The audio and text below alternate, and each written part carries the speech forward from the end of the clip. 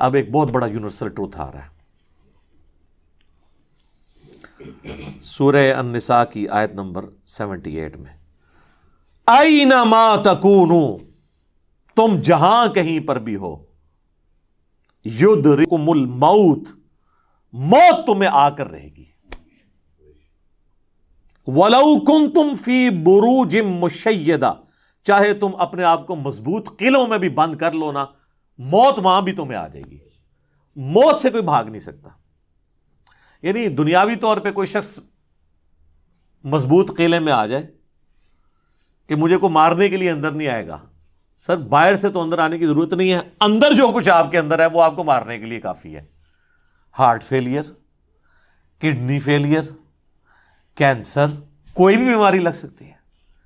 باہر کی ٹریفک کو تو کسی حد تک آپ مینج کر سکتے ہیں، لیکن جو اندر چل رہا ہے وہ تو اتنا کمپلیکس نظام ہے کہ ذرا سی بھی آپ کی صرف جو سیلز کی خلیوں کی ڈسٹریبیوشن ذرا سی بھی ڈسٹرب ہو جائے، کینسر بن جاتا ہے. اس کے اوپر کسی کا کنٹرول ہے؟ کتنی ینگ ڈیتھس آپ آئے دن سنتے رہتے ہیں جی.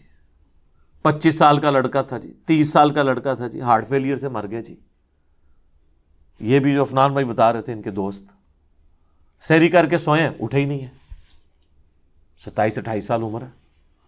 تو وہ اللہ تعالیٰ نے ہر شخص کو جو ٹائم دیا ہے وہ، لہٰذا جس طرح اللہ کو ایک ماننا ضروری ہے نا، اور اس میں کوئی شک نہیں ہے ایک ایمان والے شخص کے لیے، اس طرح بالکل اس طرح یہ ماننا ضروری ہے کہ جو رات باہر ہے قبر کی وہ اندر نہیں ہے، اور جو اندر ہے وہ باہر نہیں ہو سکتی.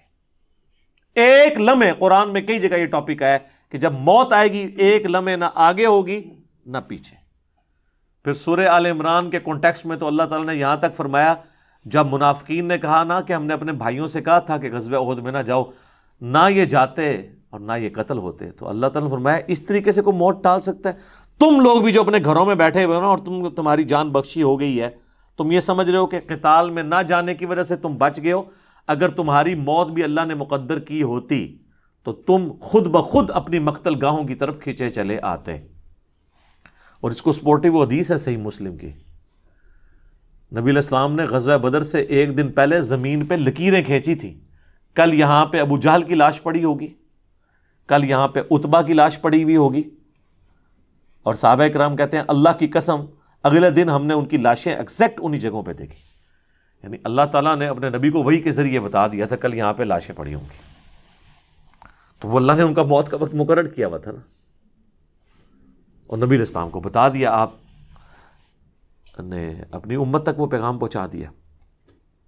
یہاں پہ اگر کوئی کہتا بھی ہے نا جی کہ جی وہ جی جیڑی رات قبر ہی چاہیے وہ باہر نہیں، جیڑی باہر ہے وہ اندر نہیں ہے، یہ اکثر وہ بدماش گنڈے اور ڈان کہہ رہے ہوتے ہیں جو قاتلانہ حملے میں اپنے دوسرے جو مقابل ڈانوں سے بچ جاتے ہیں نا، تو پھر وہ کہتے ہیں اور جی جیڑی لہی ہے نا جی وہ تے پوری کرنی ہے نا جی، انج تے نہیں کو مار سکتا. پھر ساتھ یہ بھی جملہ بولیں گے کہ جی وہ جو ہے نا مارنے والے سے بچانے والا جو ہے وہ ذات بڑی ہے. او بھئی مارنے والے بھی اللہ کی ذات ہے، بچانے والی بھی اللہ کی، کوئی بڑی نکی نہیں ہے، ایک کی ذات ہے جو مارتی بھی ہے بچاتی بھی ہے. لیکن ظاہر ہے وہ اس کانٹیکسٹ میں کہہ رہے ہوتے ہیں کہ کوئی شخص کسی کو نہیں مار سکتا، تو بالکل ٹھیک ہے. اب اس کے بعد ہونا تو چاہیے اس کی بقیہ کی زندگی پھر دین کے مطابق گزرے. بقیہ یہ ہوتا ہے کہ وہ پھر 4-5 گنڈے اور اکٹھے کر کے اپنا بدلہ اتارتا ہے اپنے مخالف سے، یہ رزلٹ نکالتا ہے اس سے. حالانکہ جو یہ شخص کہہ رہا ہے کہ جی جو رات قبر میں ہے وہ باہر نہیں، اور جو باہر ہے وہ اندر نہیں، اس کے بعد پھر اس کی زندگی چینج ہونی چاہیے نا، اسے اپنی موت اتنی سامنے دیکھ کے اسے اپنی آخرت کی تیاری کرنی چاہیے نا. لیکن وہ سورۃ الانعام میں ہے، اللہ تعالیٰ نے تو اس سے بھی بڑی بات کی ہے کہ جو نافرمان لوگ ہیں نا، اگر ہم انہیں دنیا میں دوبارہ بھی بھیج دینا تب بھی یہی کام کریں گے. یہ ہم نے سر خود دیکھا ہے، یہ آبزرو کیا ہے. میرے اپنے آفس کے کولیگ ایک دفعہ کراچی سے فلائٹ لے کے تو وہ آ رہے تھے اسلام آباد، تو راستے میں کافی زیادہ موسم خراب ہو گیا. تو اور آپ کو پتہ ہے جب موسم خراب ہوتا ہے تو جہاز تو پھر ایک کٹی پتنگ کی طرح ہے نا، تیز ہوا کے اندر اس کو آپ لینڈ نہیں کروا سکتے، اور اڑے گا بھی تو کتنی دیر اڑے گا، ایسی جگہ لے کے جانا پڑے گا جہاں پہ موسم ٹھیک ہو، اور ادھر پہنچنے سے پہلے اگر فیول ختم ہو گیا پھر تو جا کے وہ جنت یا جہنم میں ہی لینڈ کرے گا، دنیا میں نہیں لینڈ کر سکتا۔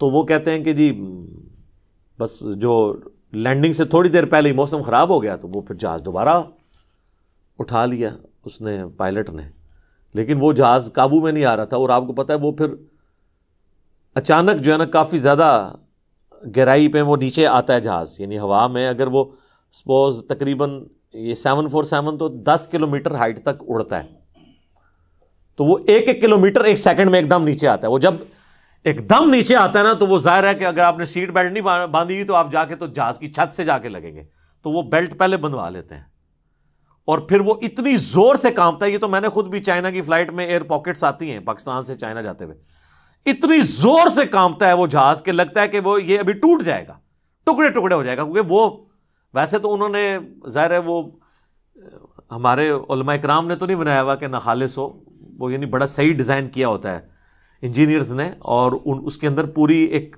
شاک ابزارو کرنے کی صلاحیت ہوتی ہے، وہ ہلتا بھی رہنا، وہ ٹوٹتا نہیں ہے، اس میں کافی ٹرسز لگا کے لچک موجود ہوتی ہے۔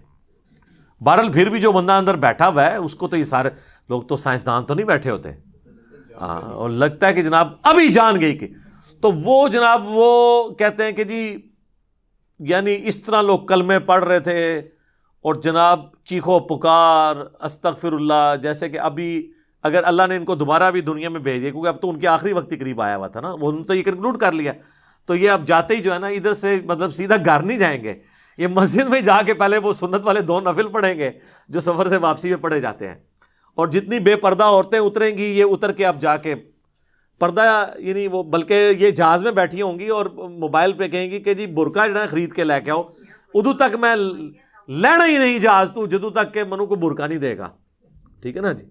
اور جو ہے نا وہ نماز کا ٹائم ہوا ہے تو وہ جہاز میں پہلے نماز پڑھیں گے تب نیچے اتریں گے، لیکن ایسا کوئی نہیں ہوتا، اس ٹائم چیخیں ہوتی ہیں اور لگتا ہے کہ جناب گئے کہ گئے۔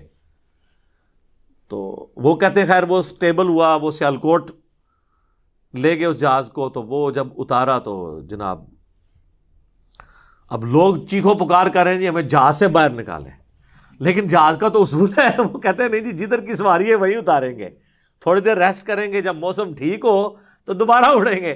اب جو موت سامنے دیکھ کے ایک بار تازہ لینڈ کیا ہو، وہ کہتا ہے جی جناب تو وہ بتا رہے تھے کہ جہاز میں جناب انہوں نے منتیں کی، اب لاہور کی سواریاں تھیں جو وہ بھی کہہ رہی ہیں کہ جی آپ ہمیں یہاں پہ ہی اتار دیں، اسلام آباد پشاور کی سواریاں بھی تھی، وہ کہہ رہی تھی سیالکوٹ سے جناب ہم، کئی لوگوں نے کہا اسی پیدل چلے جائیں گے جناب، سانو لاؤ ہوئے تھے جہاز تو لاؤ تلے، ٹھیک ہے۔ تو وہ لیکن ان کا ایک اصول ہوتا ہے، وہ انہوں نے یہ چیک کیا کہ بھی جو سیالکوٹ کے یا قریبی علاقوں ان کو تو اجازت دے دی، لیکن دور والوں کو کہا نہیں جناب آپ کو چھوڑ کے آئیں، وہ کہتے ہیں جناب مہربانی کرو سانو چھوڑ کے نہ ہو۔ تو اس طرح موت کا یعنی روب طاری ہوا ہوتا ہے۔ تو یہ یعنی بات کرنا آسان ہے، جب موت سامنے آتی ہے نا بڑے بڑے لوگ، اور یہ سورۃ النام میں جو اللہ تعالیٰ نے فرمایا نا کہ ہم انہیں دنیا میں دوبارہ بھیج دیں یہی کام کریں گے، تو یہ کرنا شروع ہو جاتے ہیں نا۔ میں خود اسلام آباد میں پشاور موڑ جو ہے نا G8 مرکز،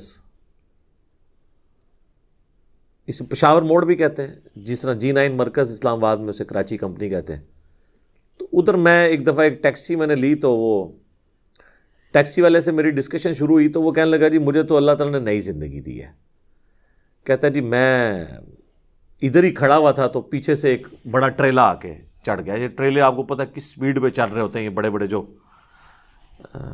وہ ڈیمپرز جن کو ڈیمپر کہتے ہیں، اور کہتا ہے جی میں تو گھر والے بھی آ کے بس سارے رشتہ دار کے کر کے مل کے جا رہے تھے، شفا انٹرنیشنل میں وہ کئی ہفتے تک وینٹیلیٹر کے اوپر رہا، وینٹیلیٹر پہ اس طرح کے جو لوگ ہیں بہت کم ہی ہوتا ہے کہ واپس آئیں، پھر آہستہ آہستہ ریکوری ہو گئی، یعنی وہ تو موت کے منہ سے بلکہ نئی زندگی لے کے واپس آیا۔ تو میں نے اس سے پہلا سوال یہ کیا کہ اب تم مطلب زندگی کیسے گزار رہے ہو، نماز پڑھتے ہو، مسلمان ہو؟ کہتے جی ٹائم لگ جاتے پڑھ لی تھی ہے۔ تو میں نے کہا صدق اللہ العظیم، اللہ نے سچ فرمایا، اگر ہم انہیں دنیا میں دوبارہ بھی بھیج دینا پھر یہ وہی کام کریں گے جو یہ کرتے رہے۔ تو اتنا قریب سے بھی موت کو دیکھ کر لوگ جو ہے نا وہ پھر بھی یہ باز نہیں آتے اپنی حرکتوں سے. موت بہت بڑی حقیقت ہے. کاش اس پہ ہمارا ایمان بھی اس لیول کا ہو تو پھر انسان کا قبلہ درست رہتا ہے. آپ دیکھیں سورہ البقرہ کے سٹارٹ میں اللہ تعالیٰ نے جو ذکر کیا ہے اہل ایمان کا، اس میں کیا فرمایا؟ والذین یؤمنون بما انزل الیک، وہ ایمان لاتے ہیں جو اے نبی تمہاری طرف نازل ہوا، وما انزل من قبلک، اور جو نازل ہوا تم سے پہلے، اس پہ ایمان رکھتے ہیں. وبالآخرۃ ہم یوقنون، اور آخرت پہ یقین رکھتے ہیں. آخرت کے لیے ایمان کا لفظ بھی کافی نہیں، اللہ نے سمجھا یقین، کیونکہ قبلہ تبھی درست ہوتا ہے جب انسان کو یہ پتا ہو کہ میں نے مر کے کسی کے حضور اکاؤنٹیبل ہونا ہے، جواب دہ ہونا ہے. آج یہ جتنے لوگ کہتے ہیں نا جی جو قبر سے باہر رات ہے وہ اندر نہیں، جو اندر ہے وہ باہر نہیں ہے، یہ صرف ان کی منہ شگافی ہیں. واقعی اگر ان کا یقین ہو تو حرام خوریاں کر رہے ہوں، لوگوں کا مال ناحق طریقے سے ہڑپ کر رہے ہوں، اللہ تعالیٰ کے حقوق کو پامال کر رہے ہوں، ماں باپ کے ساتھ بے سلوکی والا معاملہ کر رہے ہوں، بیوی بچوں پہ ظلم کر رہے ہوں، بہن بھائیوں کی جائیداد دبا رہے ہوں، معاشرے کے لیے ناسور بنے ہوئے ہوں، ایسے لوگ نہیں، پھر تو ان کو بالکل سیدھا ہو جانا چاہیے. تو بات کہاں سے شروع ہوئی تھی کہ اللہ تعالیٰ فرما رہا ہے کہ تم اپنے آپ کو مضبوط قلعوں میں بھی بند کر لو نا، تب بھی موت تمہیں آ کر رہنی ہے. موت کو کوئی ٹال نہیں سکتا، کیونکہ موت تو اللہ تعالیٰ نے بھیجنی ہے. اللہ کے پاس تو کروڑوں آپشنز ہیں. ایگزٹس تو ہر شخص کا اس دنیا سے لکھا ہے، خواہ ایئر کریش میں ہو، چاہے ہارٹ فیلئر سے ہو، خواہ کسی شیر کے پیٹ میں جا کے ہو، خواہ کڈنی فیلئر سے ہو، خواہ کسی روڈ ایکسیڈنٹ میں ہو. ہر بندے نے دنیا سے جانا ہے اور وہ طے ہے، اس سے آگے پیچھے نہیں ہوگا. البتہ جو قاتل کو ہم سزا دیتے ہیں اس لیے کہ قاتل جو ہوتا ہے اس کو اللہ تعالیٰ نے یہ کام کرنے سے منع کیا ہوا ہے، وہ اس کی وجہ سے اسے سزا دی جاتی ہے، اس وجہ سے نہیں کہ وقت سے پہلے اسے قتل کر اس نے مار دیا ہے، کیونکہ اس نے مارا اپنی ویل سے ہے، نافرمان، اس کی تو موت آنی تھی. اور اللہ تعالیٰ کو تو اپنے علم سے یہ بھی پتا ہے کہ کس نے کیا کرنا ہے، لیکن اللہ نے کسی کو پابند نہیں اپنے علم کا کیا کہ تو نے یہ کرنا ہے، بلکہ اللہ نے مستقبل کو فورس ہی خود ہی کیا ہوا ہے. جس طرح ایک استاد جب کسی نالائق شاگرد کو پیپروں سے ایک ہفتہ پہلے کہتا ہے کہ پتر تو فیل ہو جانا ہے، اور وہ فیل ہو بھی جائے، تو اس استاد کو آگے نہیں گلا کر سکتا ہے وہ اسٹوڈنٹ کے سر جی تہاڈی زبان بڑی کالی ہے، تسی کیا سی تاں میں فیل ہویا، میں نے بڑی محنت کی سی. نہیں، تو اللہ تعالیٰ کو تو ڈیوائن علم بڑا کامل ہے، وہ مستقبل کے بارے میں فورس ہی کرتا ہے. اب رہا یہ معاملہ کہ اللہ نے ہمیں اس آزمائش میں ڈالا کیوں ہے، تو وہ اللہ نے اس کو بیان کر دیا ہے. لا یسأل عما یفعل، اللہ کو کوئی نہیں پوچھ سکتا کہ اس نے یہ کیوں کیا. وہم یسألون، اور اللہ ہر ایک کو پوچھے گا. تو ابھی تو فی الوقت اللہ نے جس امتحان میں ڈالا ہے اس میں آپ نے گیون سرکمسٹانسز میں پرفارم کرنے کی کوشش کرنی ہے. ہماری ایک اکیڈمی کے بڑے قریبی ہمارے ممبر عمر بھائی فوت ہو گئے آلموسٹ 37 ایئرس کی ایج میں، اللہ تعالیٰ ان کی مغفرت کرے. اور ماشاءاللہ انہوں نے اپنی ینگ ایج کے اندر اپنے عقیدہ توحید کی اصلاح کی، اپنے گھر والوں تک اصلاح پہنچائی، اپنے والدین تک پہنچائی. خوش قسمت ہوتے ہیں وہ لوگ جو جوانی میں خود بھی توبہ کرتے ہیں اور اپنے بوڑھے 70-80 سال کے ماں باپ جو روایتی دین کو، قبر پرستی کے دین کو لے کے چل رہے ہوں، بزرگ بابوں کے دین کو، ان کو بھی وہ اپنے ساتھ اس رائے حق پہ لانے میں کامیاب ہو جائیں. یہ نصیب والوں کا حصہ ہے. تو ان میں سے ایک ہمارے وہ عمر بھائی بھی تھے. ان کا جنازہ بھی آپ کو پتہ ہے میں نے پڑھایا تھا. جیلم کی تاریخ میں چند بڑے جنازوں میں سے تھا وہ، ہزاروں لوگ اس میں شریک تھے.